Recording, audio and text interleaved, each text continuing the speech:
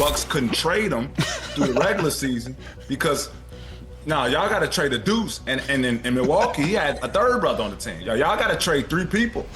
That's tough. One trade, 2 brothers cut, and a franchise finally free from years of family politics. Within 24 hours of trading 2-time MVP Giannis Antetokounmpo to the Miami Heat, the Milwaukee Bucks completely cut his brothers from the organization. Not gradually, not quietly. Within a single day, Giannis Antetokounmpo, 6 seasons in Milwaukee, 6 seasons holding a roster spot that many inside the organization quietly questioned, was gone.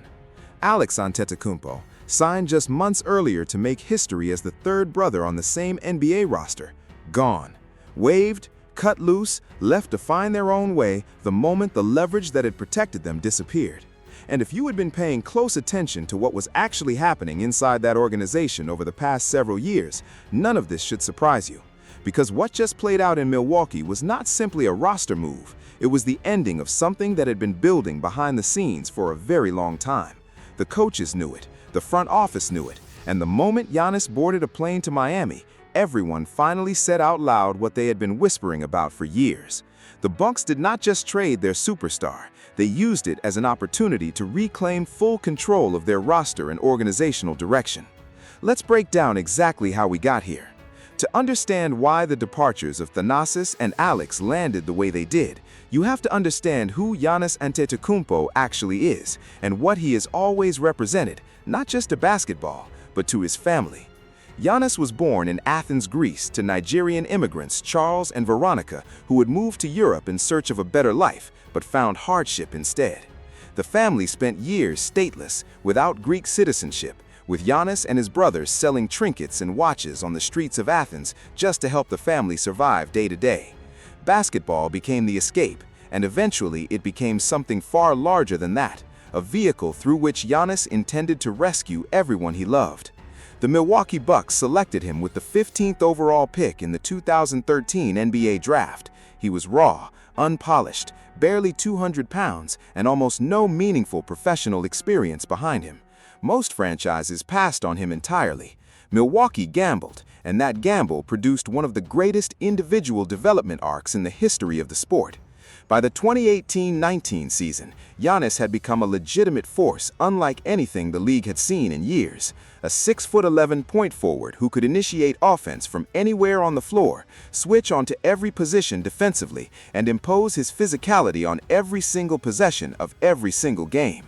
He won his first MVP award that season, averaging 27.7 points, 12.5 rebounds, and 5.8 assists, while leading Milwaukee to the best record in the entire NBA.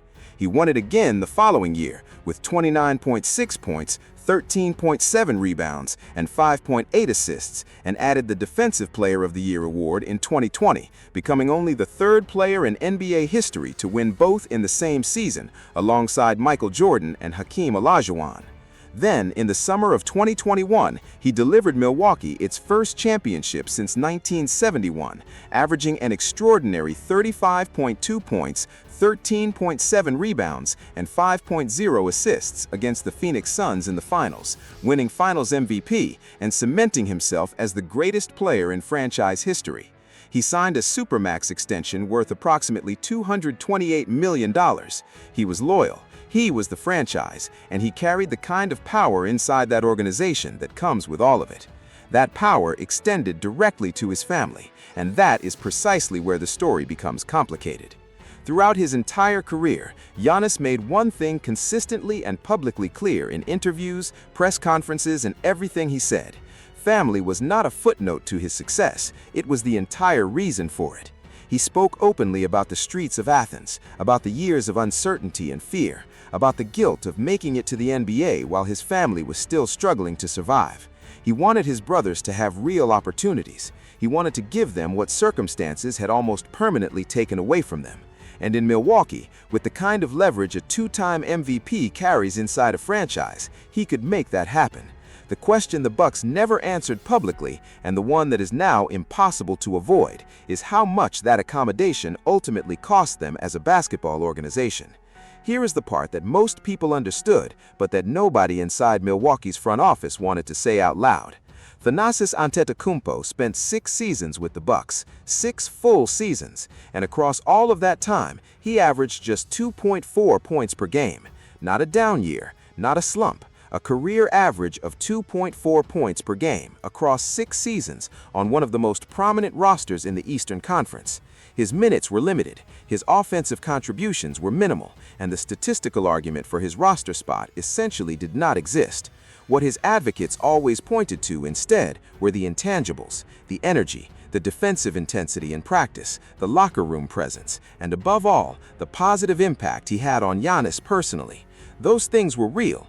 Teammates consistently praised him. He was genuinely well-liked within the organization.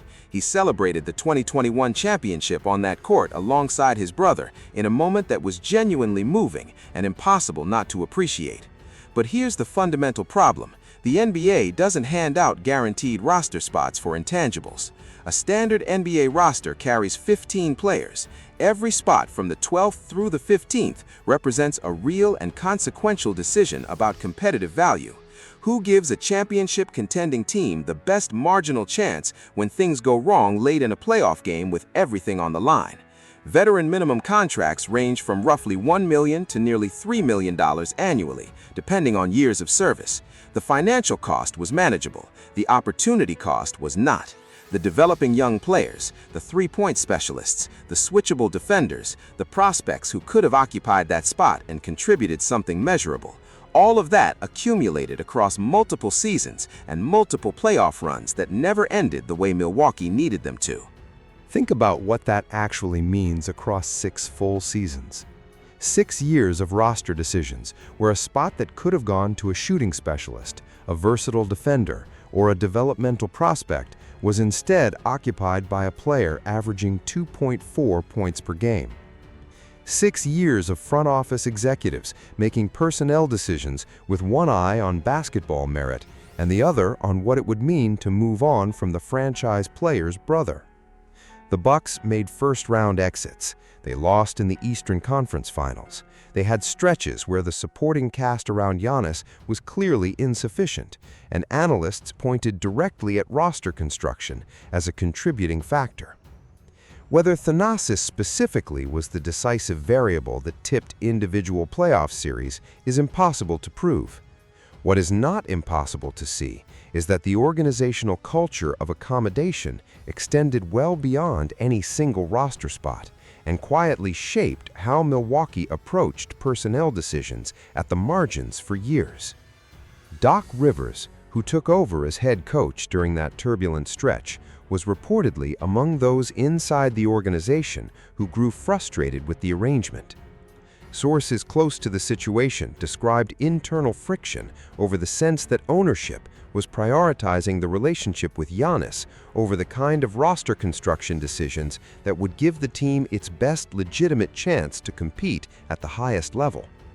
Coaches openly questioned whether keeping spots effectively reserved for family members was compatible with actually building a championship-caliber roster around a generational talent who deserved far better supporting infrastructure around him. Doc was not the first coach to navigate this particular dynamic. His predecessor, Adrian Griffin, had been hired ahead of the 2023-24 season and was fired before reaching the midpoint of that year in one of the more jarring and abrupt coaching dismissals in recent league memory. The instability at the coaching level during that period reflected a broader organizational dysfunction that extended well beyond any single roster decision.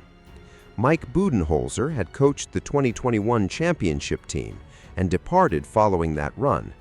The coaches who followed inherited not just an aging roster surrounding a superstar, but an organizational culture where the boundaries of what could be challenged or changed were fundamentally shaped by the relationship with Giannis. The family roster situation was one visible expression of that culture, and it never fundamentally changed regardless of who was standing on the sideline. That tension never became a public confrontation while Giannis remained in Milwaukee, but it was there, and it built across multiple seasons and multiple coaching changes until the relationship between the franchise and its superstar finally collapsed entirely. Then came Alex. In April 2026, the Milwaukee Bucks signed Alex Antetokounmpo to a two-way contract, making him the third brother to suit up on the same NBA roster simultaneously. To make it happen, they waived a 3-year NBA veteran, a player with an actual professional track record, to open the roster spot. Alex stood around 6'8" and played as a forward, having previously logged professional time in Lithuania, Montenegro, and Greece before landing in Milwaukee. He was a well-traveled player by the time he arrived, but his professional accomplishments did not explain why an NBA team would cut a proven veteran to accommodate him. The context that explained it was his last name and the superstar who wore it. The move immediately generated exactly the kind of commentary the organization should have anticipated. 3 brothers on the same NBA roster simultaneously, one a 2-time MVP and champion, one averaging 2.4 points per game across 6 seasons, and one making his NBA debut via a mid-season 2-way signing that required waiving a more qualified player. This was not a story about basketball evaluation. It was a story about family leverage at its most visible and most direct. Reports also indicated that the organization allowed Giannis's personal skills coach to travel on the team plane, a concession that itself became symbolic of how far the Bucks were willing to go to keep their franchise player content. The front office made each of these decisions anyway, one after another across multiple seasons and multiple coaching changes, because when Giannis Antetokounmpo wanted something in Milwaukee, the organization had spent years demonstrating it would find a way to provide it. Now, here is where everything gets forced into the open. The 2025-26 season was a disaster by every measurable standard. The Bucks finished 32-50, missed the playoffs entirely, and the internal environment deteriorated in ways that went well beyond the losing record. Giannis suffered injuries during the year, and as the season became unrecoverable, the front office made the decision to shut him down, a call that carried serious financial consequences for Giannis personally, costing him a significant contract bonus tied to games played. He was furious, not privately frustrated, furious. According to multiple reports, he went completely dark on the organization. He ghosted the front office entirely. He refused to answer calls from team executives. He would not allow team doctors to monitor his training or his recovery. The relationship between the franchise and the man who had been its entire identity for over a decade had reached a point of complete and total breakdown, and everyone inside the league understood what that meant for what was coming. It's worth pausing here to note how dramatically the dynamic had shifted. This was the same player who had signed a $228 million Supermax extension out of loyalty to Milwaukee when he could have left for more money elsewhere. The same player who had repeatedly spoken publicly about his commitment to the city and the franchise. The same player whose personal skills coach traveled on the team plane as an organizational accommodation. When that relationship finally broke, it broke completely and without any possibility of repair. Knowing Giannis would not sign an extension under any circumstances, knowing the era had definitively ended, the Bucks pulled the trigger on the eve of the 2026 NBA Draft. On June 22, 2026, they traded Giannis Antetokounmpo to the Miami Heat. The package Milwaukee received included a significant collection of young players and draft picks, the kind of return that signals a franchise accepting a full rebuild rather than attempting to paper over what had just collapsed. New head coach Taylor Jenkins was brought in to lead that rebuild from the ground up. The Giannis era was officially over, and within 24 hours, so was the Antetokounmpo family's time in Milwaukee. Thanasis had his contract expire and was waived. However you framed the mechanics, the result was identical. After 6 seasons and a career average of 2.4 points per game, with the superstar leverage that had sustained his roster spot now relocated to South Beach, there was no longer any organizational reason to keep him around. The Miami Heat were mentioned as a possible free agency destination, though ESPN's Ramona Shelburne reported that the Heat were not expected to be adding Giannis's brothers to their roster. Pat Riley does not hand out complimentary roster spots, as one source put it plainly, and Miami made clear that acquiring Giannis did not mean inheriting his family employment situation. Alex's situation was even more straightforward. He had signed his two-way contract in April. By late June, he was gone, waived by the organization and left without an NBA landing spot.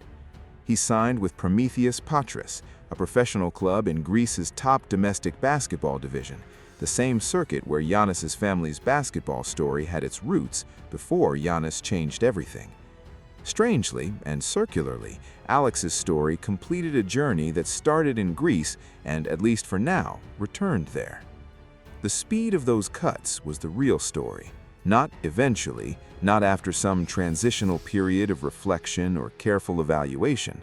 Within a single day of the trade being finalized, the organization that had bent its roster construction to accommodate the Antetokounmpo family for multiple seasons, that had waived a 3-year veteran to sign Alex just 8 months earlier, that had allowed a personal skills coach on the team plane, that had absorbed years of internal friction from coaching staffs who openly questioned the arrangement, made both moves almost simultaneously. Once the leverage was gone, the spots disappeared with it. Under Taylor Jenkins and a front office now committed to rebuilding around young talent and the draft assets acquired in the Giannis trade, there was simply no argument remaining for keeping either brother. Sports media covered the departures with the kind of pointed commentary that had been quietly building for years. The Athletic, ESPN, and national NBA coverage all addressed the optics directly. 2 roster spots held for years under circumstances widely considered to be driven by star accommodation, vacated within 24 hours of the star's departure. Ramona Shelburne of ESPN formally reported that the Heat would not be adding Giannis's brothers to their roster, putting official language on what insiders had already been saying privately. Yahoo Sports noted that many fans around the league had felt strongly about the family arrangement for years and saw the immediate cuts as direct confirmation of what they had always suspected.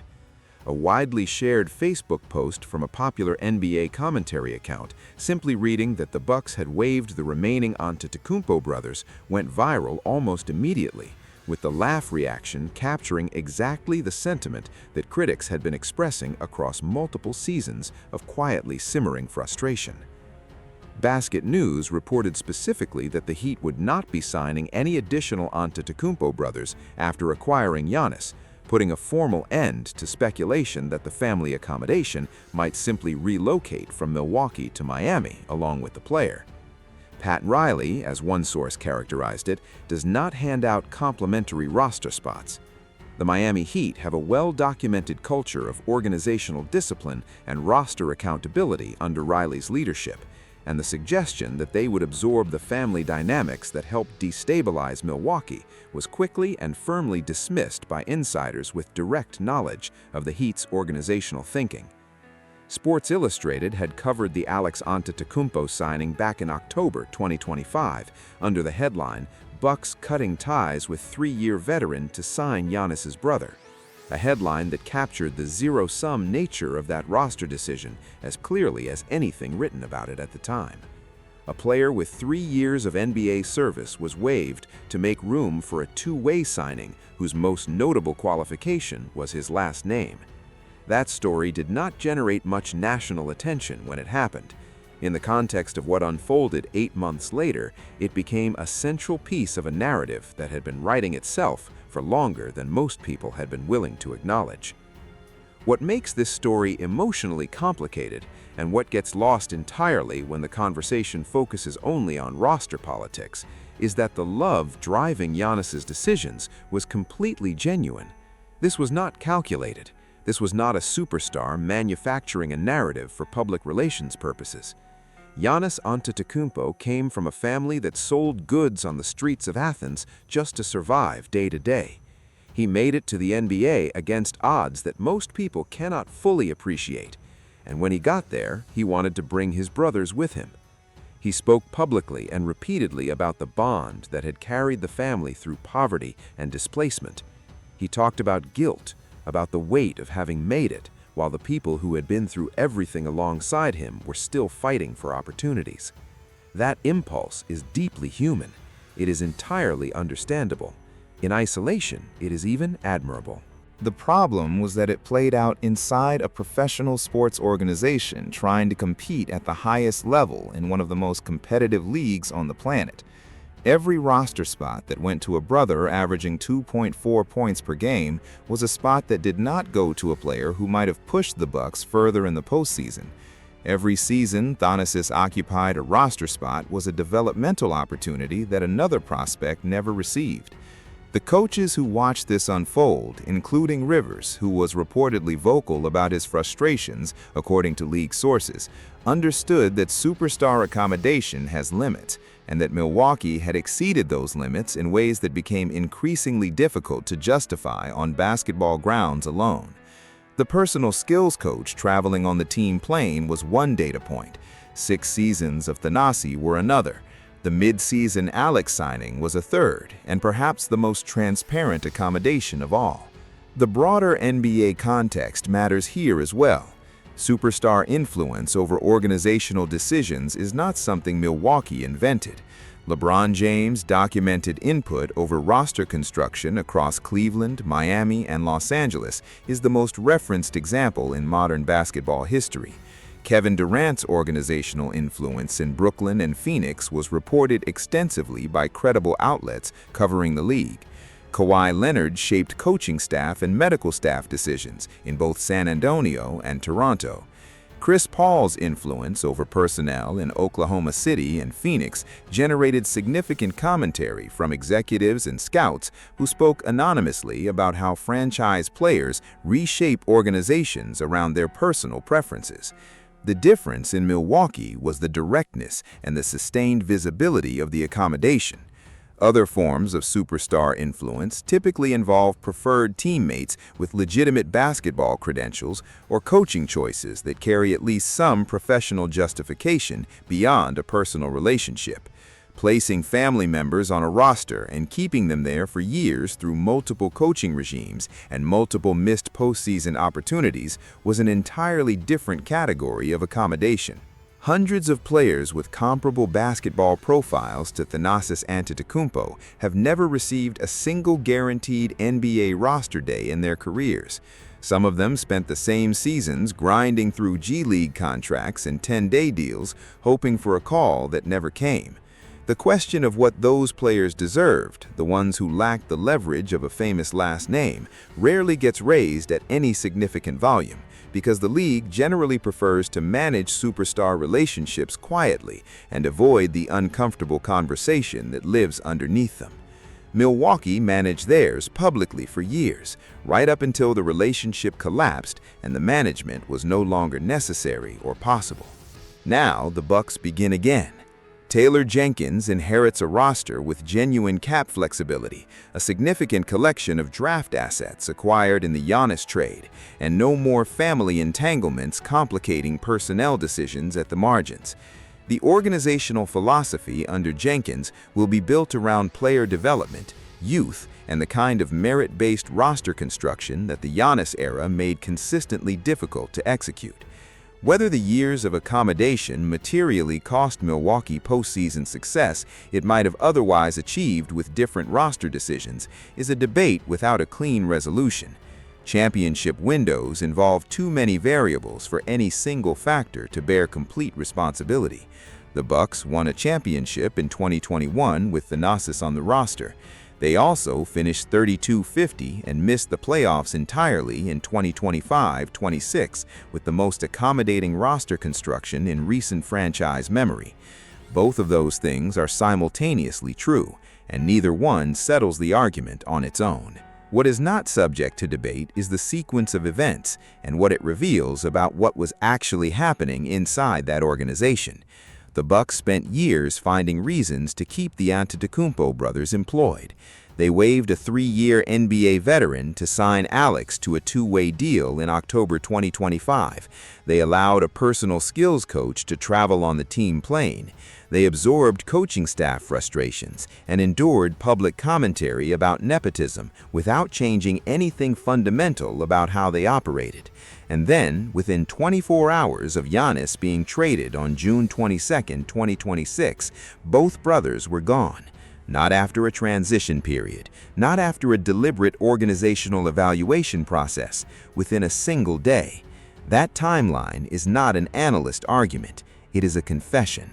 The organization made the case for every critic who had ever questioned the favoritism, and it made that case faster and more clearly than any outside voice ever could have. Thanasis remains a free agent with his NBA future genuinely uncertain. He is well liked by everyone who has played alongside him, and his leadership qualities are not manufactured or performed. Teammates across multiple seasons consistently spoke about his value in the locker room and his daily competitive intensity in practice. But the statistical reality of his career, combined with his age, makes a return to a guaranteed NBA roster spot a difficult case to present to any front office evaluating him purely on basketball merit, without the organizational relationship that sustained his Milwaukee tenure for 6 years. Reports suggest the Miami Heat evaluated him in free agency, but ultimately chose not to add him, reinforcing that the family accommodation was a Milwaukee-specific arrangement, rather than something Giannis could simply transport to his new franchise. A return to European competition, where his 2021 championship ring and his professional reputation carry real weight independent of his brother's enormous shadow, may represent the most realistic path to a productive and fulfilling next chapter. Coaching and player development remain genuine long-term possibilities for someone with his locker room credibility and his first-hand understanding of what competing at the NBA level actually demands night after night. Alex faces a different timeline and a genuinely different challenge. He is younger, his game is still actively developing, and the Greek Basketball League gives him something that his brief and complicated time in Milwaukee never fully provided: meaningful minutes in a featured role, an environment where his performance is the only thing being evaluated, and the freedom to build a professional identity that belongs entirely to him. Prometheus Patras has competed at the Eurocup level and offers a legitimate platform for continued development on his own terms. His story is not finished. It is, in a very real sense, just beginning in a place where the Antetokounmpo name represents a legacy worth honoring, rather than a standard that requires constant justification, and where the question of whether he truly belongs will finally be answered by the only thing that should ever answer it: what he actually does on the basketball court. So here is what we want to know from you. Do you think the Bucks were right to cut both brothers within 24 hours of completing the trade? Or did the speed of those moves expose exactly what critics had been arguing for years, that those roster spots were never genuinely about basketball merit in the first place? And here is the deeper and more uncomfortable question sitting underneath all of it. When a franchise hands out roster spots to keep a superstar content and cooperative, who is actually responsible? The player who asked? The brothers who accepted the opportunity? Or the organization that said yes every single time without ever drawing a meaningful line? Drop your answer in the comments below, because this is a conversation the NBA is going to keep having long after Milwaukee has fully moved on from this chapter.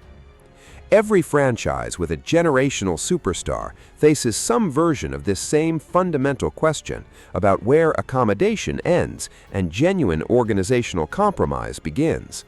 Milwaukee just gave us the most visible, the most thoroughly documented, and the most personally complicated example in recent memory of what happens when the superstar finally leaves and the organization gets to answer that question entirely on its own terms. Subscribe if you have not already, because the next chapters here are all worth watching closely. What Milwaukee builds under Taylor Jenkins, what Giannis builds in Miami, and whether Thanasis and Alex ultimately carve out professional identities of their own away from his shadow. All of it is worth following.